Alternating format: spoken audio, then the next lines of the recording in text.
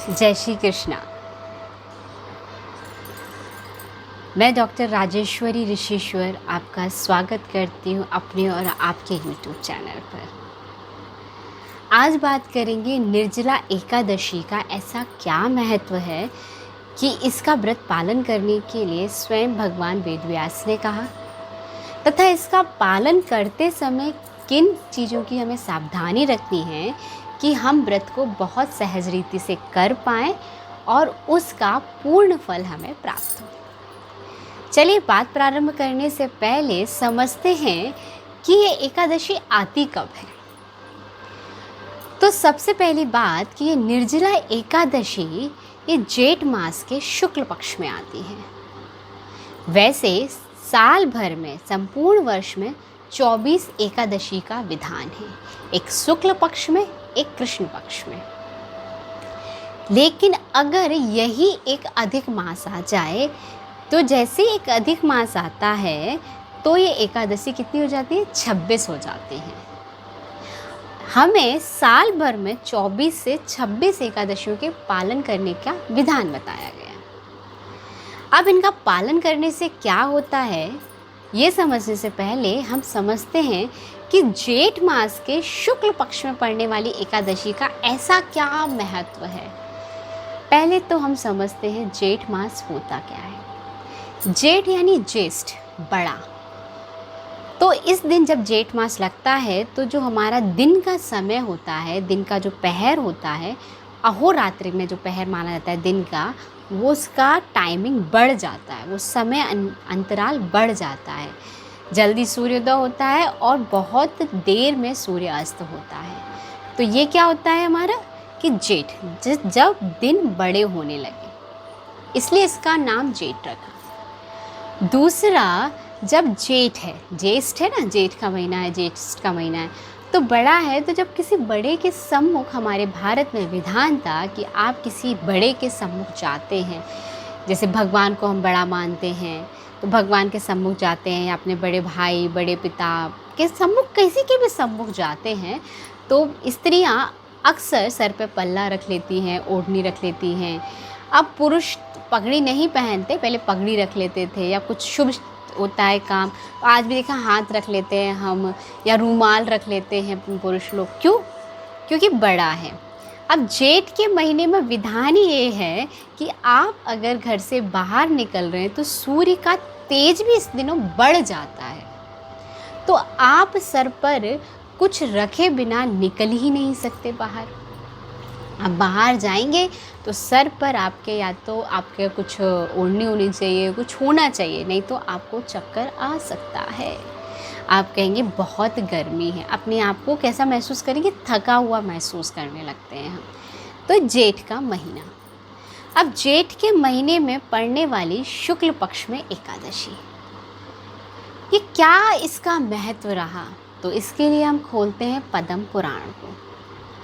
जब हम पद्म पुराण को देखते हैं तो वहाँ पांडव बैठे हुए हैं और भगवान वेदव्यास से कहते हैं कि भगवान, हमारा जो संसार में आने का उद्देश्य था वो पूर्ण हो गया, लेकिन इस उद्देश्य को पूर्ण करते हुए, इसका पालन करते हुए, पूर्ण करते हुए हमसे कुछ गलतियाँ हुई हैं, कुछ ऐसे कर्म भी हुए हैं। तो ऐसा हम कौन सा कर्म करें, ऐसे कौन सा प्रायश्चित करें या कर्म करें जिससे इसका फल पुण्य में कन्वर्ट हो जाए, या हमें मोक्ष मिल जाए, या हमें जीवन मुक्ति मिल जाए। ऐसी वार्तालाप का वहाँ वर्णन आता है। पद्म पुराण के 8वें स्कंद की मैं बात कर रही हूँ। तो जब वहाँ ये वर्णन आ रहा है तो भगवान वेदव्यास अपने पांडवों से, अपने पोतों से, परिवारजनों से कहते हैं कि हे पुत्रों, आप लोग एकादशी का पालन करो। एकादशी वो है जिसका पालन करने से आपके जीवन में मोक्ष की प्रधानता बढ़ेगी, तथा आपके जीवन में पुण्य आने लगेगा, तथा आपके पितरों से भी जो गलतियां हुई हैं, या आप पे पितृ दोष भी है, तो भी आप एकादशी का पालन करें कि आपने अपने पितरों को ही हानि पहुंचाई है, किसी और को तो नहीं, इसलिए इसका पालन करें। ये बात चली रही होती है तो सारे पांडव इसे सहज स्वीकार कर लेते हैं, लेकिन समस्या आती है किसको? भीम को। वो कहता है भगवान, हाथ जोड़ के प्रार्थना करते हुए कहते हैं, भगवान मैं पालन करने के लिए समर्थ नहीं हूँ, सक्षम हूँ पर समर्थ नहीं हूँ, क्योंकि मैं जितना भोजन करता हूँ एक समय में वो कई लोगों के लिए पर्याप्त है। तो मेरे से व्रत कैसे किया जाएगा? और आप एक व्रत करने की या 2 व्रत करने की नहीं कह रहे, साल भर में 24 दिन, बाप रे मैं कैसे रहूँगा? जब ये बात कहते हैं तब भगवान वेद व्यास कहते हैं, हे भीम, हे ब्रकोधर, मैं जानता हूँ तुमसे भूख पर नियंत्रण नहीं होता है, इसलिए मैं तुमको एक सुगम और श्रेष्ठ साधन बताता हूँ। वहाँ ये शब्द स्पष्ट है, सुगम और श्रेष्ठ। तुम साल भर की सारी एकादशी अगर नहीं कर पाते हो तो ज्येष्ठ मास के शुक्ल पक्ष में आने वाली एकादशी, जिसे हम निर्जला एकादशी कहते हैं, उसका पालन करो। ये बात सुनकर वो कहते हैं, निर्जला एकादशी, पानी भी नहीं पीना है और तुम्हें भगवान का जप करना है, उनकी आराधना करनी है, पाठ करना है और गुरु आज्ञा का पालन करना है, तथा अपनी सामर्थ्य, अपनी योग्यता अनुसार दान भी करना है। ये सब बात हो रही है और वहाँ ये समझाया जा रहा है। भीम इस बात को सहज स्वीकार करते हैं और वो वहाँ से व्रत करना प्रारंभ करते हैं।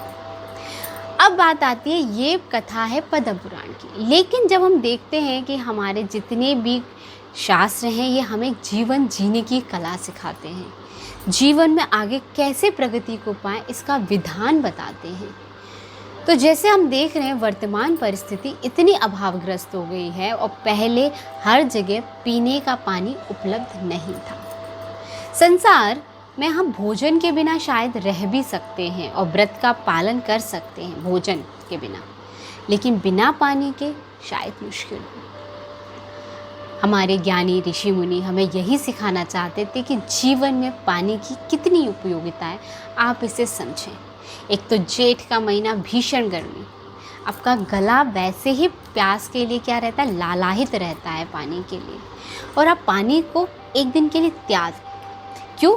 क्योंकि व्रत करें, अपनी इंद्रियों पर संयम रखें, कंट्रोल करें अपने आप को, जिससे आप अपने जीवन के लिए कोई लक्ष्य लेकर चलेंगे तो उनका भी सहज रूप से पालन कर पाएंगे। दूसरी बात, निर्जला को जैसे कहते हैं कि इस दिन जल भी नहीं लेना चाहिए, बात सच है, लेकिन दूसरी निर्जला कि हे मानव, तुम्हें देख के लोग जल रहे हैं तो तुम्हारे ऊपर कोई प्रभाव ना आए और तुम किसी को देखकर ना जलते हुए अपने कर्म में गतिशील रहो।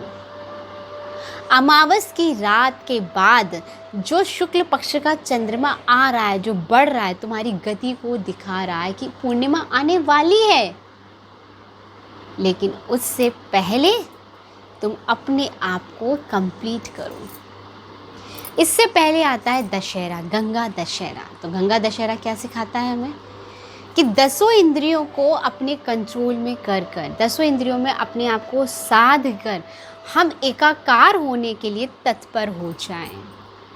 5 ज्ञान इंद्रियां, 5 कर्म इंद्रियां, जब हम इन पर नियंत्रण कर लेते हैं तब हम 11 के दिन, एकादशी के दिन परमात्मा के साथ एकाकार होने के लिए क्या है, सक्षम हैं।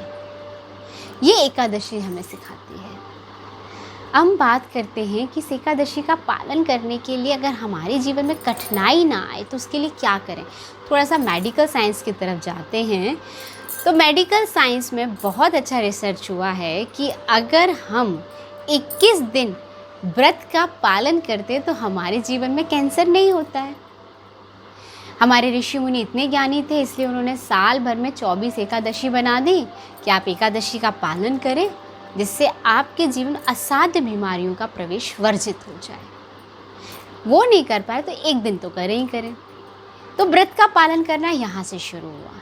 अब हम एकादशी का अगर पालन करना चाहते हैं, निर्जला रहना चाहते हैं, तो आप सभी से अनुरोध है कि दशमी वाले दिन जो भी सीजनल है सिर्फ वही सेवन करें, आग का पका हुआ नहीं और प्रकृति के विपरीत नहीं। जैसे अगर संभव हो सके तो उस दिन जितना हो सके हम फलों और सब्जियों के नज़दीक रहें, आग पर चढ़ी हुई नहीं, सिर्फ कच्ची। आप आम का जूस, पन्हा, या अभी लीची आ चुकी है, शरबत बना सकते हैं उसका, फालसे का शरबत बना सकते हैं, जामुन का शरबत बना सकते हैं। इन सब चीज़ों का सेवन करें पहले दिन, दशमी वाले दिन।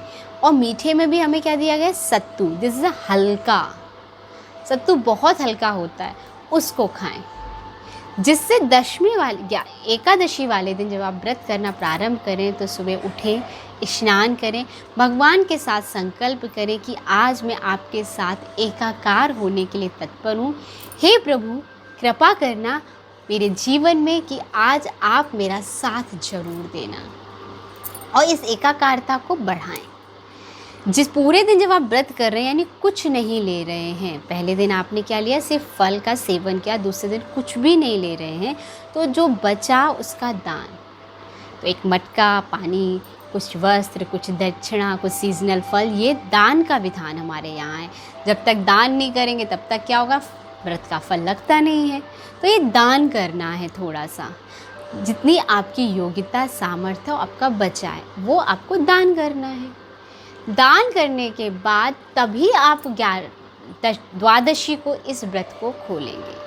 अब ये कैसे है कि 20 तारीख को है आपकी दशमी, गंगा दशहरा, 21 तारीख को है एकादशी। उस दिन आपको एकादशी के व्रत का पालन करना है, और द्वादशी सुबह 5 बजे से 8 बजे तक के बीच आप इस व्रत का क्या कर सकते हैं? दान कर इसे खोलना है। यानी 20, 21 और 22 तीनों दिन आपको विशेष ध्यान रखना है और अपने जीवन में परमात्मा की उपयोगिता के स्थान को स्थापित करना है।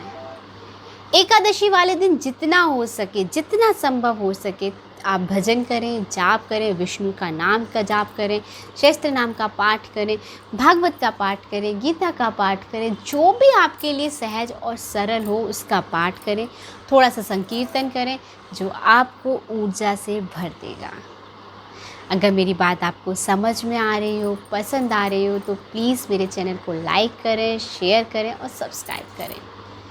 आपके और मेरे जीवन में नारायण इसी तरह से कृपा करते रहे, इसी प्रार्थना के साथ आगे फिर मिलेंगे एक नए विषय के साथ। तब तक के लिए जय श्री राम।